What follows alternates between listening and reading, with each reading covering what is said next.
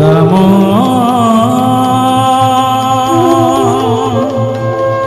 কোটি জিতা জগত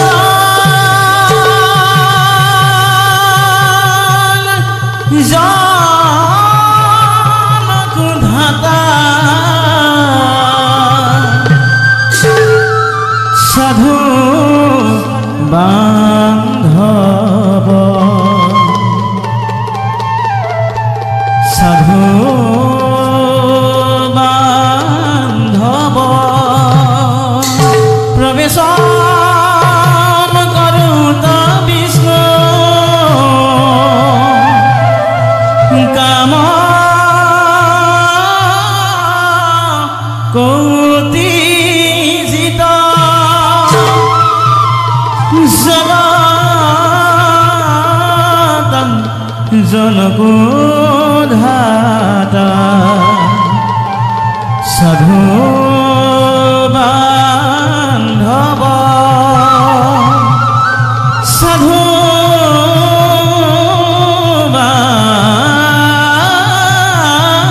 বান্ধব প্রভু গীত রাখি তাম একদম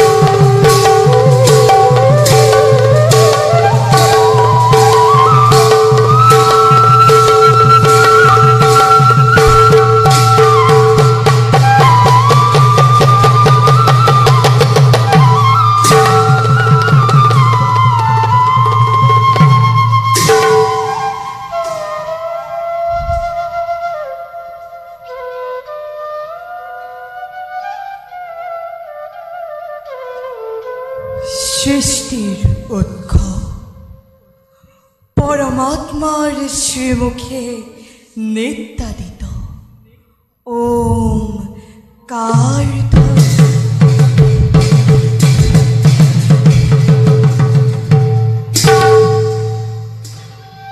এই মায়াময় বিশ্ব ব্ৰহ্মাণ্ডৰ সৃষ্টিকৰ্তা জ্যোতিময় পৰম ব্ৰহ্ম কৃষ্ণৰ ইচ্ছা আমি জীৱ পালনৰ গভীৰ দায়িত্ব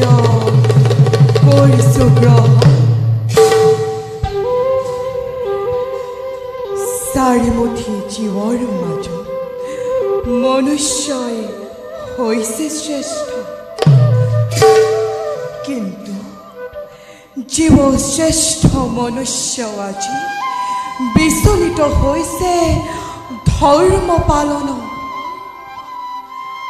ঐশ্বৰ্য বিভূতি মায়া মোহত পৰি হেৰুৱাই পেলাইছে জীৱনৰ উদ্দেশ্য ক্ষণিকৰ আনন্দ লাভৰ হেতু অকাৰ্যত লিপ্ত হৈ সংসাৰৰ প্ৰকৃত ধৰ্মৰ পৰা হৈছে বিচলিত তাৰ উৎকৃষ্ট নিদৰ্শন যজাতি নিপতি নন্দন যজাতিৰ দৰে ধৰ্মপৰায়ণ প্ৰজাবৎসল ৰজাও হ'ব বিচলিত আজি ধৰ্মৰ পৰা লাভ কৰি সঞ্জীৱনী মন্ত্ৰ অব দৈত্য গুৰু শুক্ৰাচাৰ্য হ'ব আজি অতিকেই উদ্ধৱ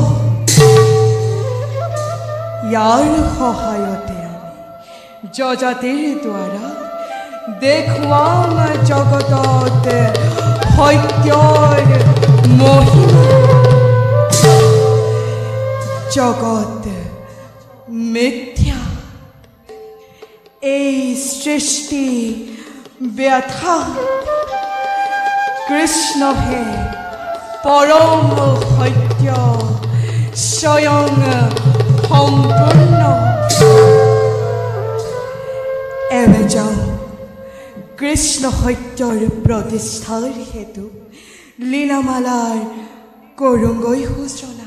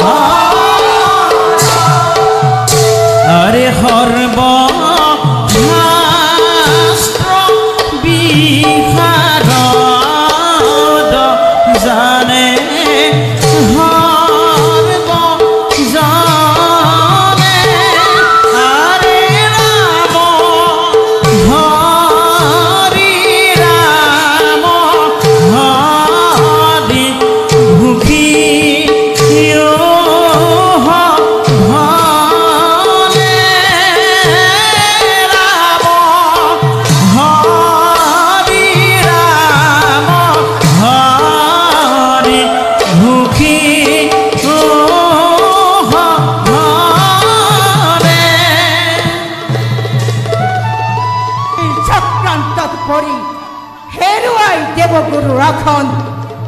আমি আজি দৈত্যসকলৰ গুৰু ৰাখন গ্ৰহণ কৰি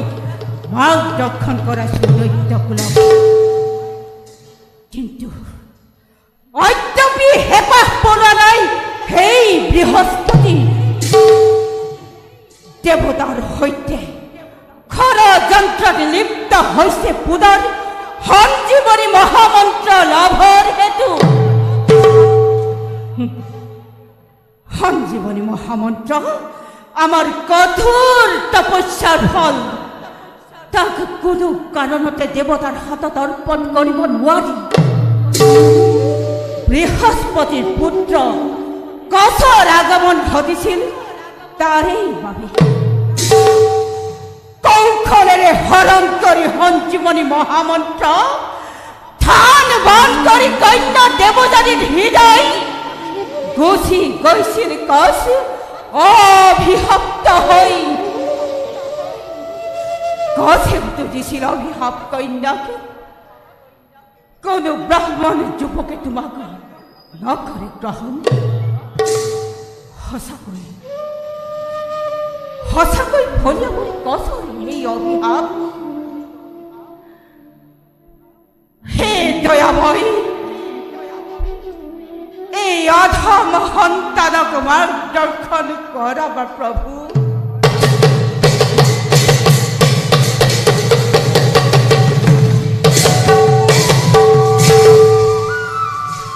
যাওঁ, সন্ধ্যা পূজাৰ সময় হ'ল মোৰ। দেৱ মন্দিৰৰ পৰা আহিছে ভাহি সন্ধ্যা পূজাৰ সংকেত ধৰি।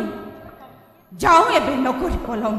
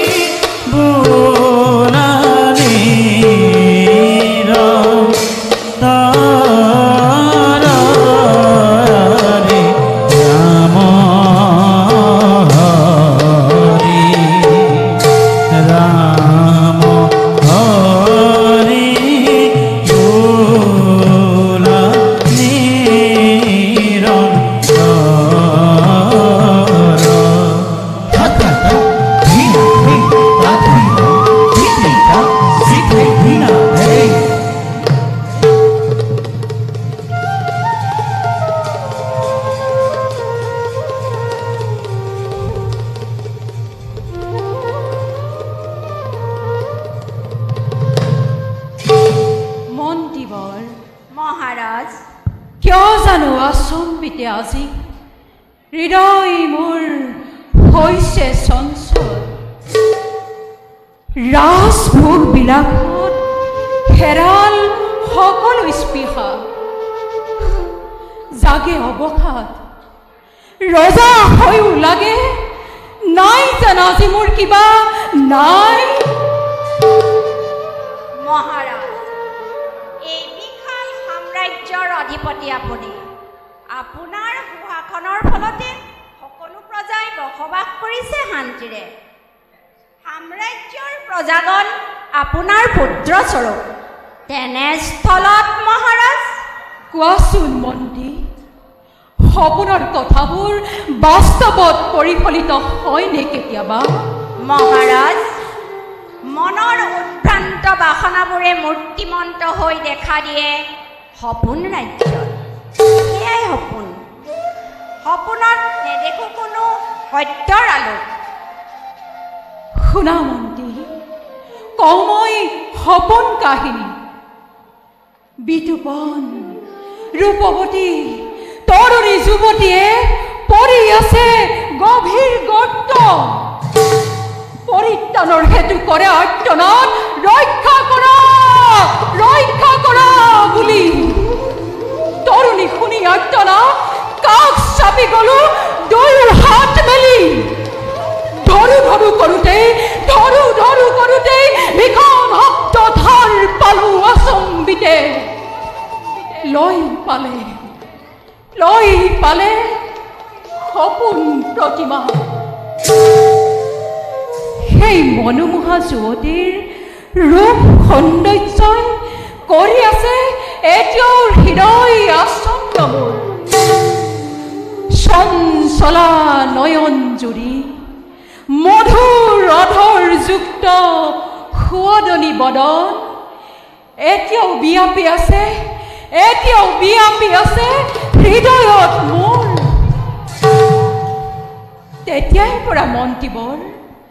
তেতিয়াৰে পৰা মোৰ সকলো কাৰ্যতে জাগে অৱসাদ মহাৰাজ ৰাজ্য শাসনৰ গভীৰ কৰ্মৰ বাবে অৱসাদ জগাটো অতি স্বাভাৱিক অন্যহাতে গভীৰ চিন্তাত যেতিয়া মন প্ৰাণ হয় আচ্ছাদিত দেহৰ সূক্ষ্ম তন্ত্ৰীবোৰো বিকল হৈ পৰে আৰু তাৰে সুযোগ লৈ সকলো চিন্তাই সপোন হৈ দেখা দিয়ে এই নিদ্ৰা কোৱা মন্ত্ৰী মোৰ এই অৱসাদ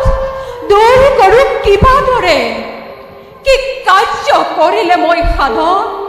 মন মোৰ হ'ব উৎফুল্লিত মহাৰাজ ভূবিমল প্ৰকৃতিৰ অৰণ্যৰাজিত মৃগন্যাখনে কৰে যদি বিচৰণ অৱশ্যেই দূৰ হ'ব ক্লান্তি অৱসাদ তেন্তে সেয়ে হওক মন্ত্ৰীবৰ থাকা তুমি ৰাজকাৰ্য একেচৰে যাওঁ মই প্ৰকৃতিৰ ৰম্য ভূমিলৈ দূৰ কৰোঁ অৱসাদ কায়িক যান্ত্ৰণা মনৰ বহুদিন কৰা নাই মই মৃগন এখন যাওক মহাৰাজ দূৰ কৰক মনৰ ক্লান্তি অৱসাদ আহি পুনৰ সপোন ৰাজ্যত নিজৰ কৰ্তব্য কৰিব পালন তেন্তে ব'লা মন্ত্ৰী যাত্ৰাৰ বাবে সংগই প্ৰস্তুত বলক মহাৰাজ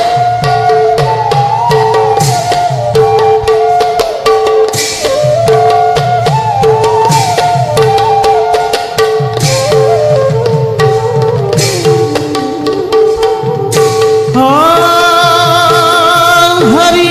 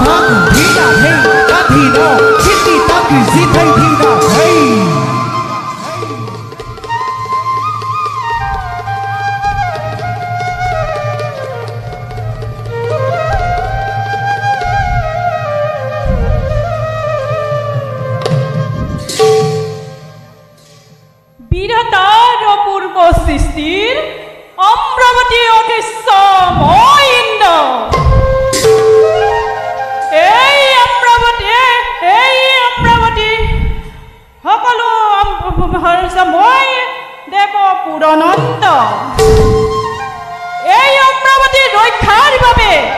দেৱগণে কিমান যে ভুগিছে যাতনা কৰবাত অসুৰৰ সবে ৰণত হাৰি বনে বনে কৰিছে গমন প্ৰভুৰ কৃপাত স্বৰ্গ ৰাজ্য কৰিছো উদ্ধাৰ তথাপিতো দেৱতাৰ আৰু দৈত্যই সংঘাত আৱশ্যক নবী কাৰণ অমৰাৱতীপুৰৰ আচাৰ্যৰ আৰু সম্পাদন গৰাকী হ'বলৈ অনাৰ্য দৈত্যৰে বাৰে বাৰে অভিহিত কৰিছে দেৱতাৰ সেয়েহে কাৰ্তিক দেৱৰাজ সদা হস্তম ৰাখিবা দেৱৰ সেনাগণক ভাল দেৱৰাজ তাৰ বাবে আপুনি অলপ বিধা চিন্তা নকৰিব দেৱৰাজ আপোনাৰ আদেশ পোৱাৰ মাত্ৰে জপিয়াই পৰিম দৈত্যৰ নিধন যজ্ঞ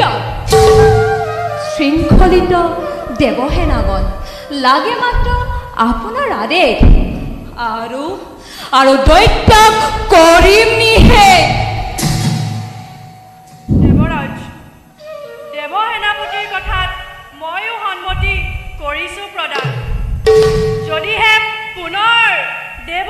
দানৱৰ হয় সমৰ সন্মুখ যুদ্ধত প্ৰকাশী বিক্ৰম দেখুৱাম দেৱতাৰ শক্তি কিমান দেৱতাৰ চিৰশত্ৰুহে দানৱ গণক উচিত শিক্ষা কৰিম প্ৰদান আপুনি মাত্ৰ নিশ্চিন্ত থাকক দেৱৰাজ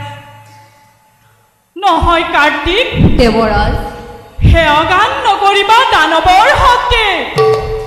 যাৰ লগত আছে সব্ৰচাৰ্য ৰাখে তাক আমি কেনেকৈ কৰিম নিষেধ সেয়েহে গুৰু বৃহস্পতিৰ সমে কৰি আলোচনা কাৰ্যক্ষেত্ৰত আমি সম আগ্ৰহৰ ভাল দেৱৰাজ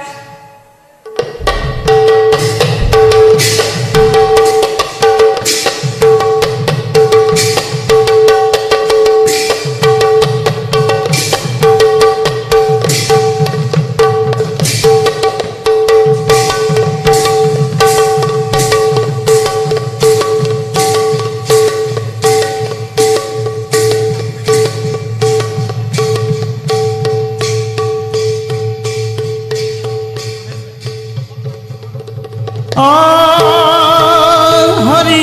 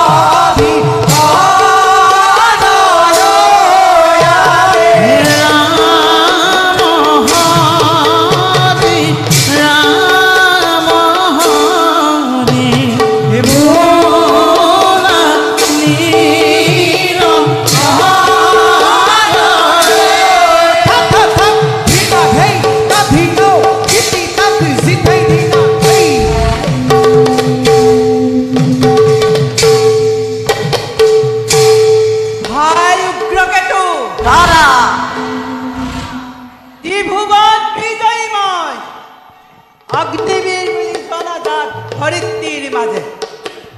যাৰ নাম শুনিলে মৰ্ত্য পাতাল নালাগে স্বৰ্গৰ দেৱতায়ো হয় কম্পমান তেওঁৰ সতে কৰি শৰণ অনাৰ্য দেৱতাক ইমান সাহস যি অগ্নিবীৰে প্ৰকাণ্ড প্ৰকাণ্ড হাতী পেলাইছিল বগৰাই যি অগ্নিবীৰৰ সাগৰত সমুদ্ৰ জোৱাৰৰ সৃষ্টি কৰিছিল মুহূৰ্ততে সেই অগ্নিবীৰক আজি যুদ্ধৰ বাবে আহ্বান কৰে নাই নেকি সিহঁতৰ প্ৰাণলৈ মমতা ভাই ৰুদ্ৰকেতু তুমি কি ভাবা ভাইৰ বাবে এই মস্তিষ্ক আজি নোহে শীতল দ্বাৰা চালনৰে অমৃত প্ৰাণ কৰি মৃত্যুৰ ভয় পৰাই ফুৰা সেই দেৱতাৰ নাম শুনিলে মোৰ ৰক্ত শৰীৰ হৈ প্ৰবাহিত তেনে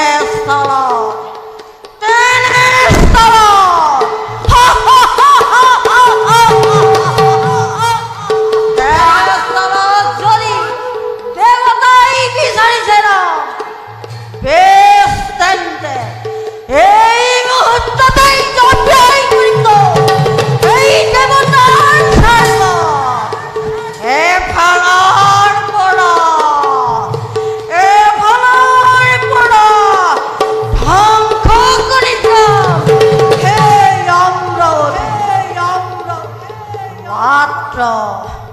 মাত্ৰ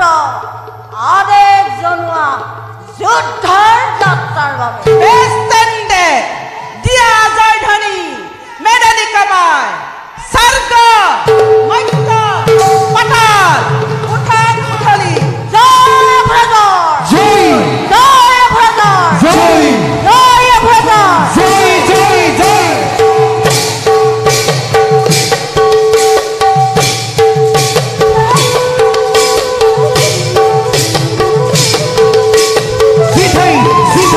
জিঠাই দাদা ফিটাও দাবি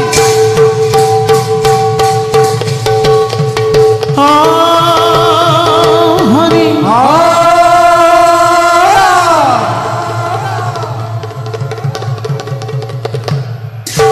খিটা খিটা জিঠাই জিঠাই তাকি তাকা খিটা জিঠি নাকি ধাই জিঠাই দিনা ধাই নাকি ধাই তাকি তাকা খিটা জিঠি নাকি হরে প্রভে ছিলা ভার মাঝে দৈত্রর রাজনয়ারে দৈত্র আরে বীর ভাতৃ হমে আহে করি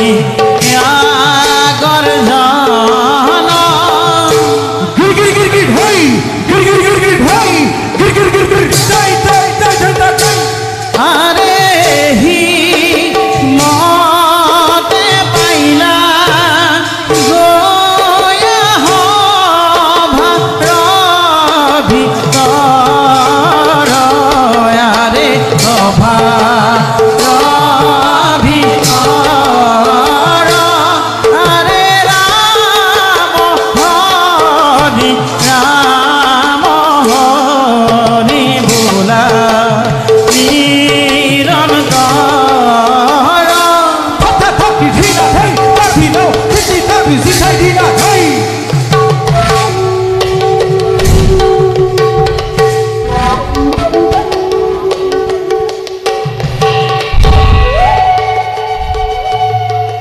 ভাতৃ-অনুখাও তত অদিতির গর্ভজাত দেবতা সমাজে অনার্য পর্বতগুলি চিরকাল চিরকাল চিরকাল বিদায় একেই কাশ্যপর পুত্র আমি আৰু দেবতা সমাজ তথাপিতো বাৰে বাৰে প্ৰতাৰণা কৰি দৈত্য সমাজক স্বৰ্গ সৰ্বক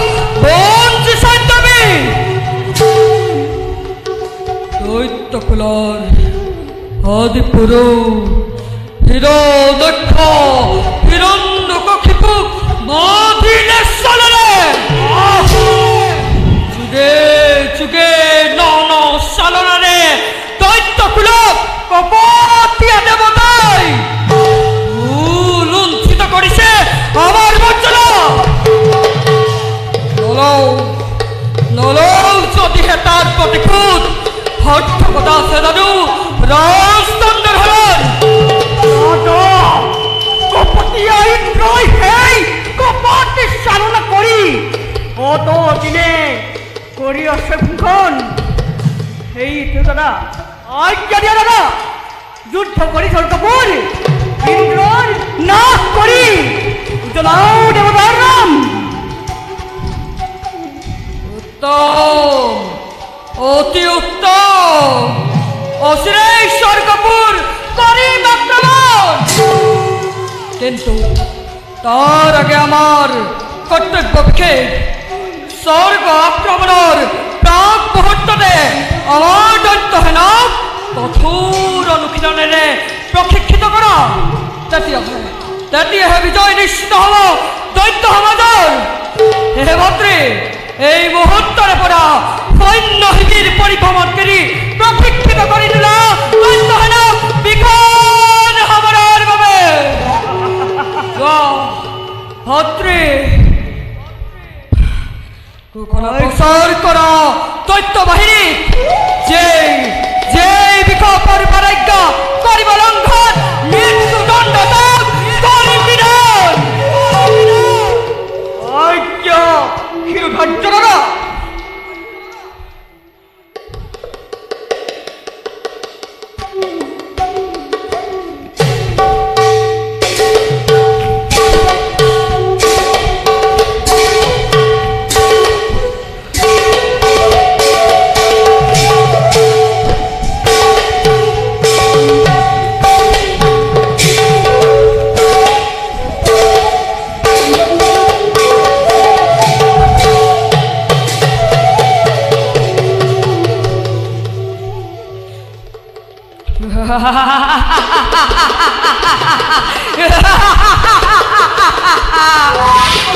এইবার কোথায় কাপড় দিন ধ্বংসর ধ্বংসর দুমুহাবুয়া স্বর্গ রাজ্য তহতর শাস্তি দেখি তলৈক্য রাখি ত্রাখর কাপড়ি উঠিব দৈত্যরাজ বিকপর বারে নামাত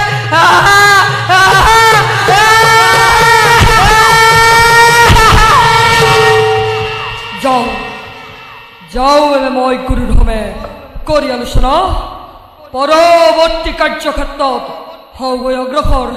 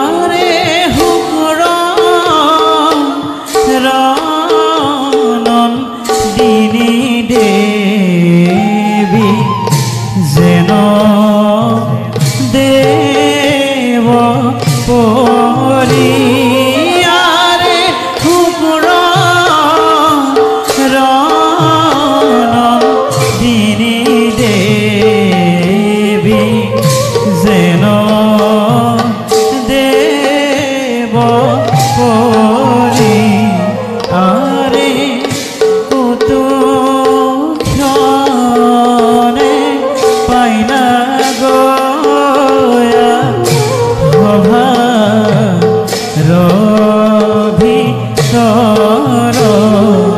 আরে রাম হরে রাম হরে বোলা নিরন্তর আরে রাম হরে রাম হরে বোলা নিরন্তর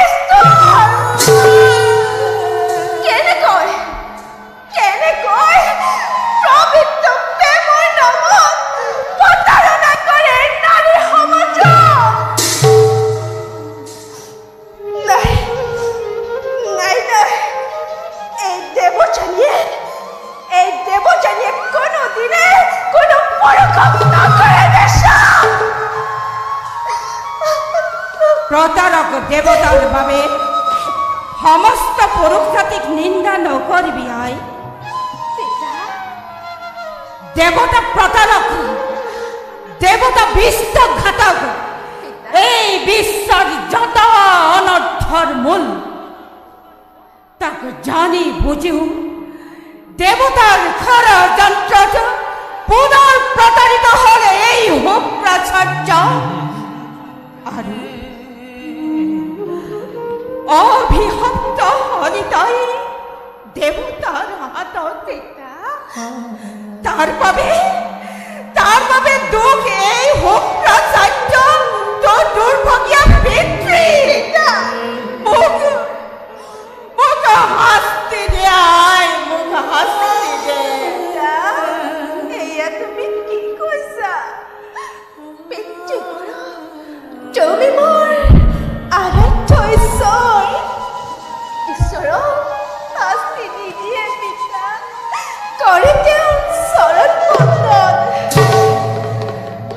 সজীৱী হয় পিছে পিতা আই তোমাৰ এই আইতলি দুহিতাই সন্ধিয়া পূজা ফুল দিবলৈ আহি আপোন পাহৰা হ'ল মোক ক্ষমা কৰিবা পিতা তুমি এতিয়া যোৱা অতি সোনকালে যাম মই আচল ভৰাই লৈ সগতি হ'ল নহয় আই পিতা নেদেখি কুটিৰত তোক অজান আশংকাত শংকিত হৈ উঠিছিল সেয়েহে পালোহি এই ঠাই আই সৰু যে মাগিলে মেলানি বল আই ৰ'বা পিতা আই সন্ধিয়া পূজাৰ বাবে মই কেইবামান ফুল তুলি লওঁ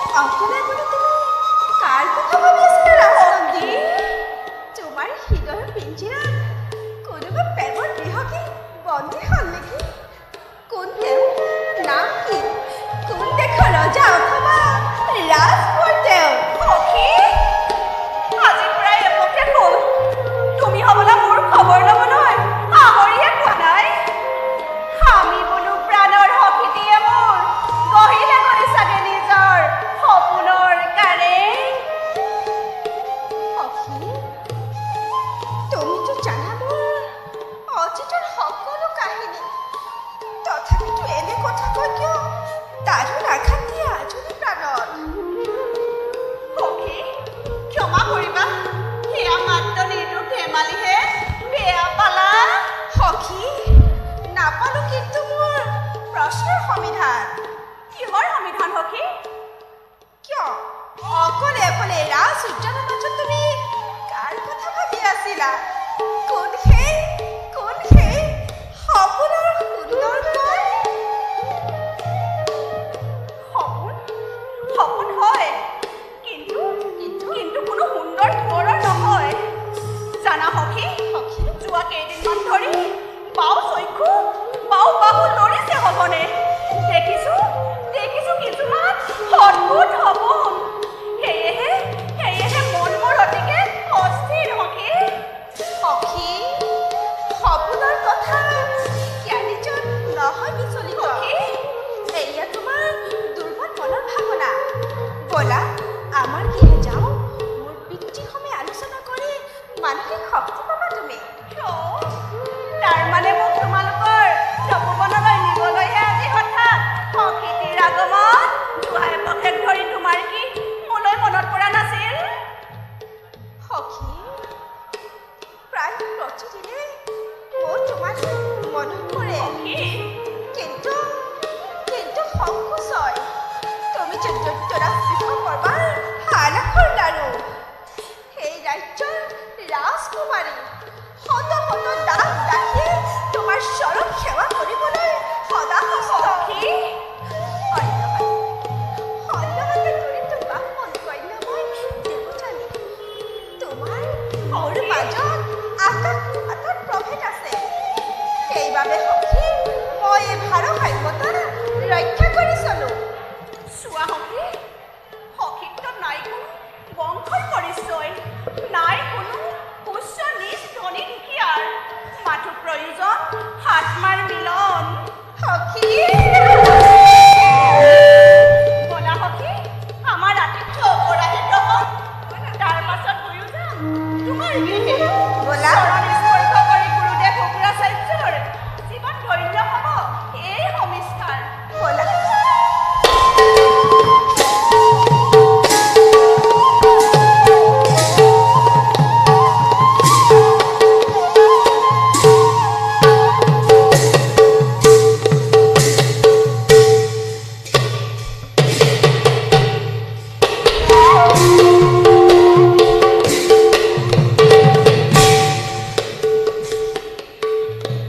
ভাত্রে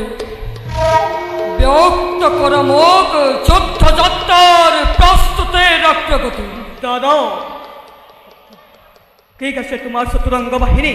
অপেক্ষিসে মতে তোমার আজ্ঞার পাবে উত্তম অতি উত্তম তেন্তে লৈ আহা কুলগুরু শুক্রাচার্য দেব আজ্ঞা সূর্য দাদা গুরুদেব এইখানে এখন গুরুদেব আহিব লাগিছে পরম গুরুদেব আমার সেৱা গ্ৰহণ কৰো কল্যাণ মাত্ৰ বৎস হলনে সম্পন্ন যুদ্ধৰ সকলো আয়োজন হল গুৰুদেব অপেক্ষিছো মাত্ৰ আপনাৰ আদেশৰ বাবে অশেষ প্রদান করক গুরুদেব ইন্দ্রক নাশ করি দেবগণের গর্ব শূন্য করে উজ্জ্বলাও দৈত্যর গৌরব উজ্জ্বলাও দৈত্য গুরুর শুক্রাচার্যর নাম দৈত্যৰাজ বিস্মিত নহবা আমাৰ মন্ত্ৰণত আমাৰ আছে সঞ্জীৱনী মহামন্ত্ৰ যেতিয়াই হয় প্ৰয়োজন দৈত্যৰ কল্যাণৰ অৰ্থে ইয়াক কৰিম প্ৰয়োগ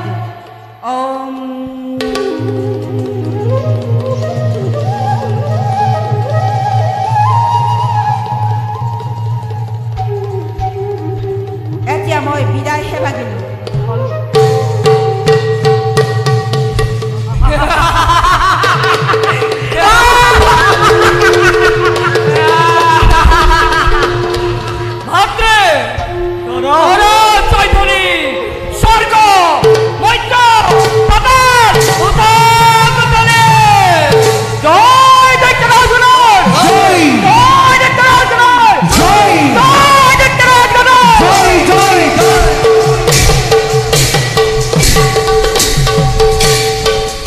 যুদ্ধ যাত্ৰা কৰি চলে দৈত্যৰ ৰাজনয়াৰে পদভৰে বসুমতী কম্পে ঘনে ঘন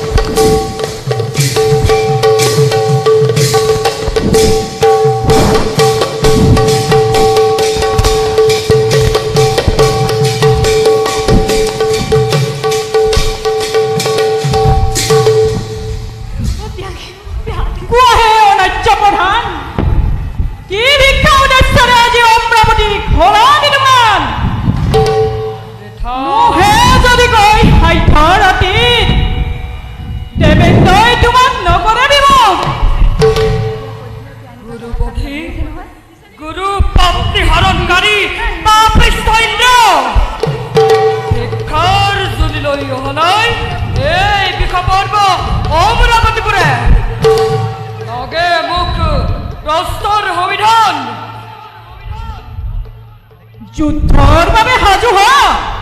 বেশ তেন্তে লাগিল हमरा দেখা দেৱদান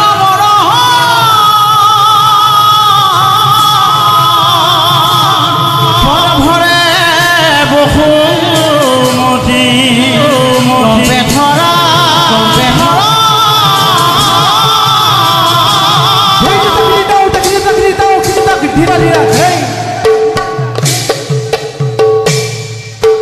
লাগিল हमर দেখা राम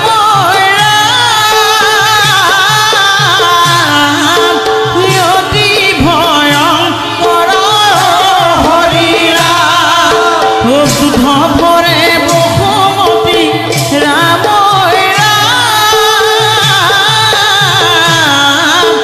কম্পে ধৰা ধৰা হৰি ৰাম দেখা দেখা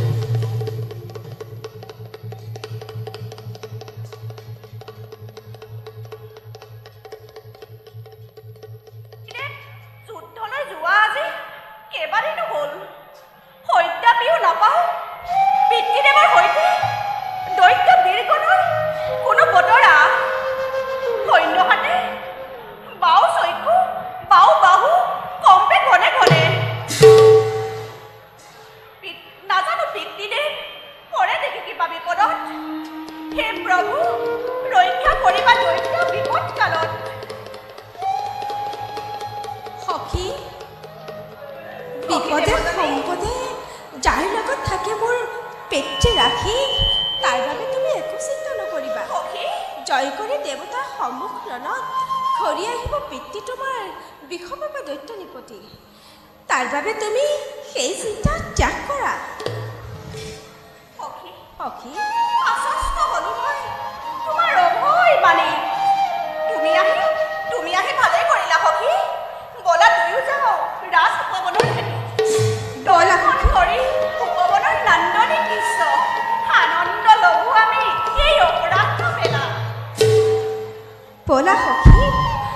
ভৱনৰ সকলো কাম মই আহিছোঁ সামৰি যোৱা নাই বহুদিন চোৱা নাই উপবনৰ মনোমোহা সৌন্দৰ্য ব'লা সখী নকৰি পলম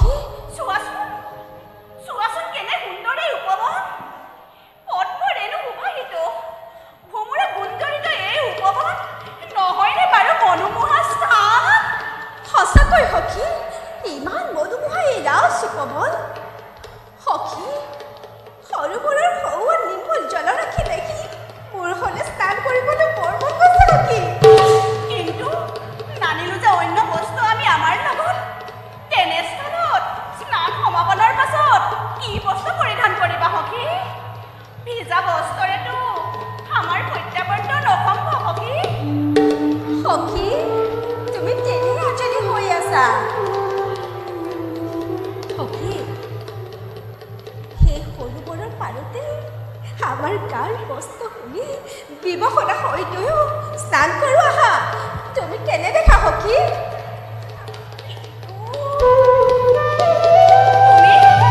তুমি ঠিকে কৈছা সখী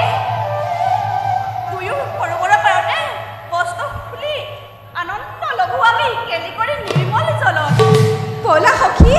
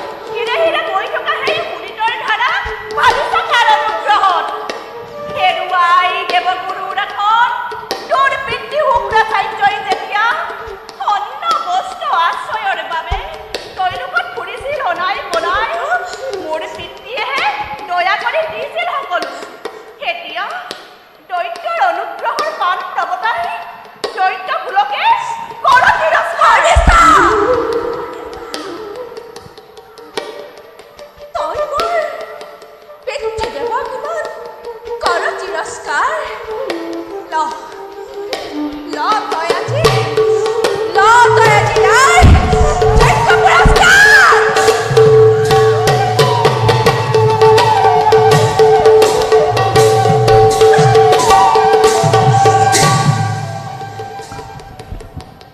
নীলাজে ব্ৰাহ্মণী পৰি থাক তই অন্ধকাৰ কোবত নাই প্ৰয়োজন তোৰ এই আৱৰণ পিন্ধি লওঁ মই মোৰ ৰাজ আৱৰণ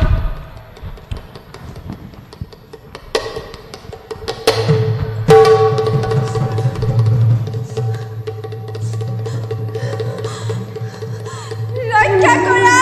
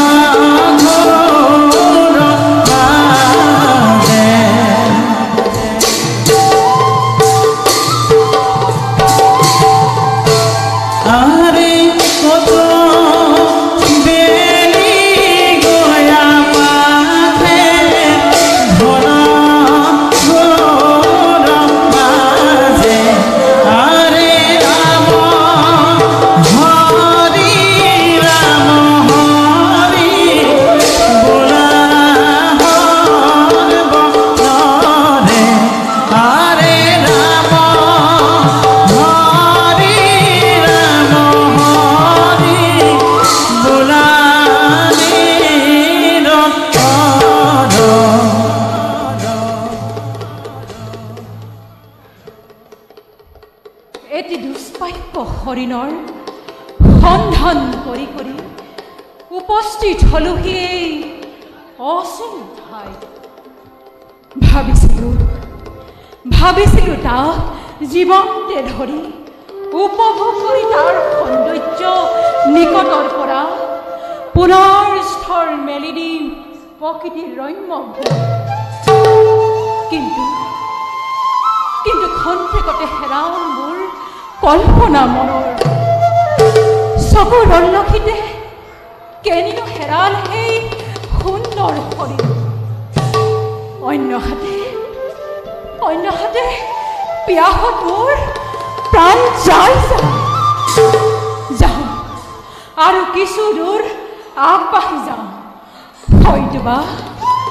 হয়তোবা পাব পাৰোঁ জনৰ সন্ধান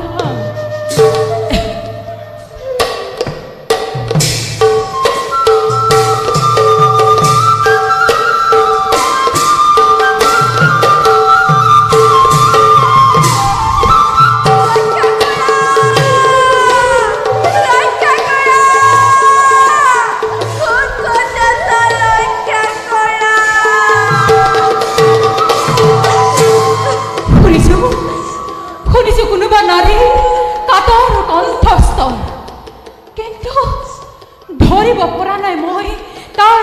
শব্দৰ উৎস নে কোনোবা মায়াবী ৰাক্ষসী মায়া চালনা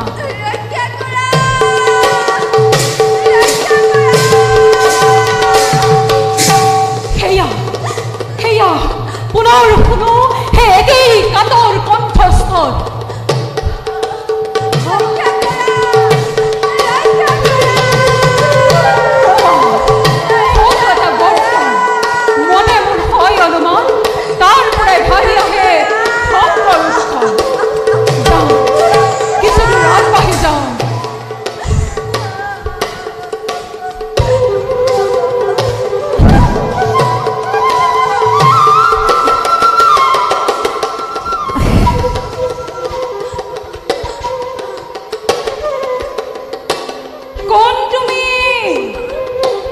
দেৱী কিংবা মানৱী নে মায়াবী ৰাক্ষসী কিয় তুমি এনেদৰে বিবসনা হৈ পৰি আছা গৰ্তৰ ভিতৰে সত্যৰে তোমাৰ দিয়া পৰিচয়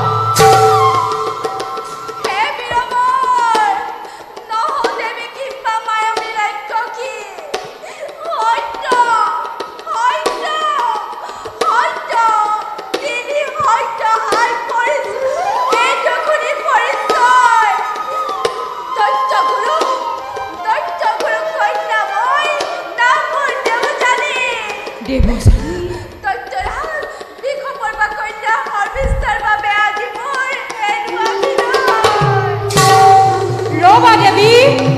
প্ৰথমে তোমাক উদ্ধাৰ কৰি লওঁ তাৰ পাছত জানিম সৰ্বিকে এয়া লোৱা মোৰ অংগ বস্ত্ৰ এই বস্ত্ৰৰে পৰা তুমি লজ্জা নিবাৰণ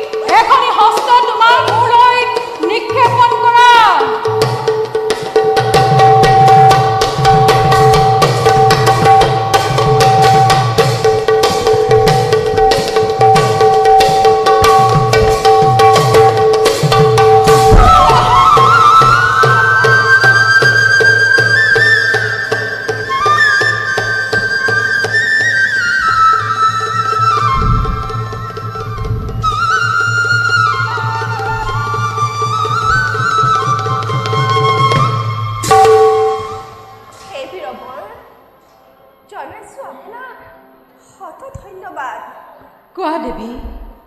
কোৱা এবে তোমাৰ সৰ্বিকে কিয় তোমাক বিখপৰ বা কইনা শৰ্মিষ্ঠাই এনেদৰে নিক্ষেপ কৰিলে গৰ্তৰ ভিতৰে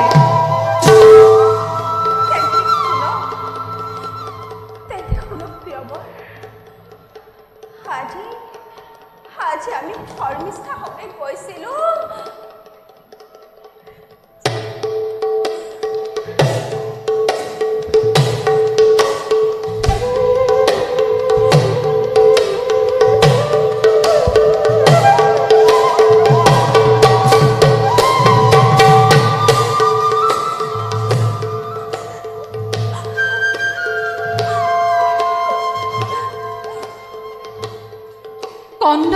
নাভাবিবা দেৱী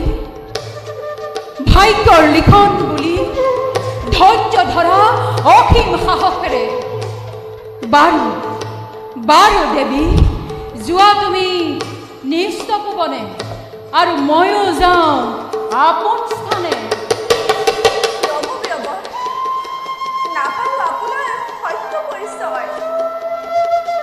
শুনা দেৱী আমাৰ সত্য পৰিচয় চক্ৰৱৰ্তী ৰাজা নহুকৰ নন্দন আমি যজাতি নিপতি মৃগৰ সন্ধানে আহি পালোহি এই স্থানে হয়তোবা তোমাক উদ্ধাৰৰ হেতু মৃগৰূপে বিধাতাই পঠালে এই স্থানে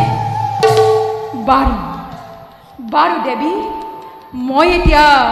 বিদায়হে মাগিছো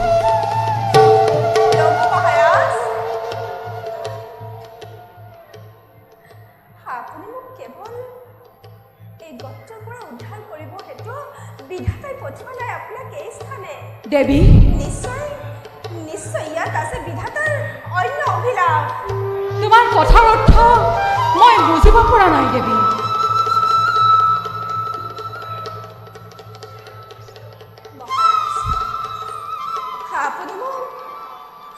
আপুনি মোক বিবাহ কৰিব লাগিব দেৱী এয়া তুমি কি কৈছা আচনি তুমি প্ৰকৃতিস্থ হৈ ত্ৰিজগতত পূজিত ব্ৰাহ্মণৰ প্ৰতি এনে অন্যায় নকৰে এই যজাতি নিপতিয়ে ব্ৰাহ্মণ কন্যা তুমি চিৰাত পুত্ৰ আমাৰ লাগে যদি চৰণত দিব পাৰো কয় ভক্তিৰ পূজাৰ নিৰ্মাণী লাগে যদি দিব পাৰো বক্ষ ৰক্তৰ ভক্তিৰ ৰক্ষৰ স্বৰূপে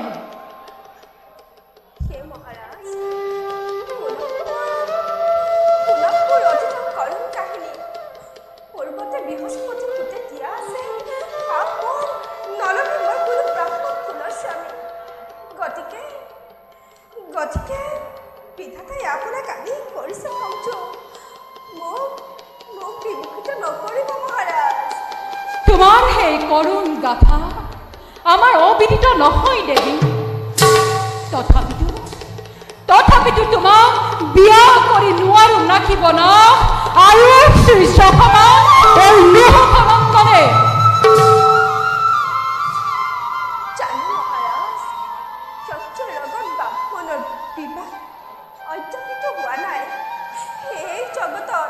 তথাপিতো আপুনি মোক বিবাহ কৰিব লাগিব নহলে এই মুহূৰ্ততে আত্মহত্যা কৰি এই পাপ দেহ ক্ষান্ত হোৱা যদিও বা ব্ৰাহ্মণৰ সৈতে ক্ষত্ৰিয়ৰ বিবাহৰ নাই পৰম্পৰা তথাপিতো তোমাক উদ্ধাৰৰ হেতু ভংগ কৰি পুৰাতন পৰম্পৰা দৈৱ বাক্য ৰক্ষা কৰিব এই যজাতি নিপতিয়ে দেৱী যোৱা তুমি নিস্তপবনে আলোচনা কৰি পিতৃ শুক্ৰাচাৰ্যৰ সমে কটকি পঠাবা মোৰ ৰাজ্যে তোমাৰ পত্ৰ পালে শুভ দিন শুভ ক্ষণ চাই এই যজাতি নিপতিয়ে বৰ বেখেৰে সাজি কাচি উপস্থিত হ'বগৈ তোমাৰ তপোবনে পানী গ্ৰহণ কৰি দেৱযানী শুক্ৰ তনয়াৰ সিদিনাই অভূতপূৰ্ব মিলন ঘটিব নিশ্চয়